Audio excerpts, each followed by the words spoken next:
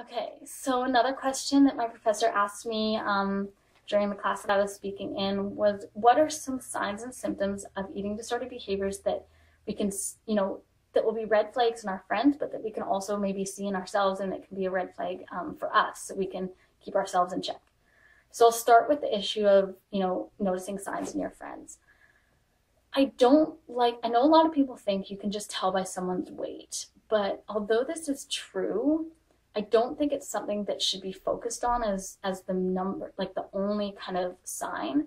If someone does drop a large amount of weight in a very short amount of time, that's definitely a sign.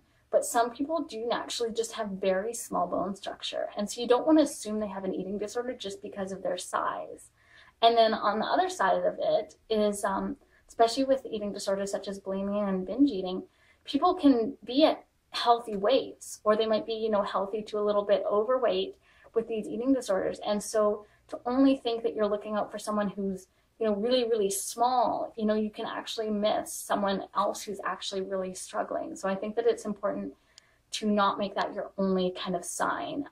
Some signs you can pick up on, especially in, public situations, social situations, is if your friend or loved one is always playing with their food on their plate, but they never actually get around to eating it. Or if every time you're kind of out with them and, they don't eat anything, they say that they're full, they already ate, but you realize that you've never actually seen them eating. It's one thing. I mean, some days, like, I'm not hungry because I did have a really big lunch, and, like 1 hour later, I meet someone for coffee and they wonder why I'm not having a donut, and I say, oh, I just ate lunch. Like, that's one thing. But if it's a pattern where they're always saying, no, I'm not hungry, no, I'm not hungry, but you've never actually seen them eat, that's a bit of a sign.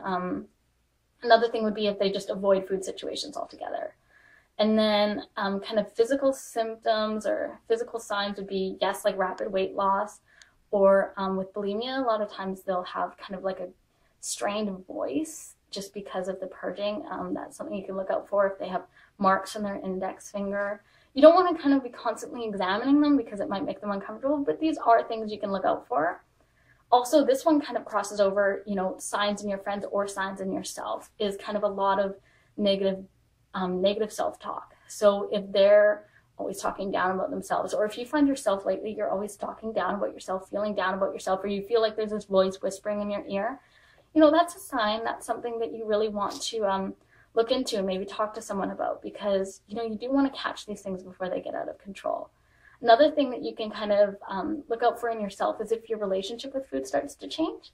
And so if this happens and you find yourself, on days when you don't feel very attractive, you eat less because of that, or days when you're sad, you don't eat anything, or you eat more than usual, your relationship with food is starting to turn, food into something more than just nourishment. It's becoming a coping mechanism. So you really want to look out for these types of behaviors.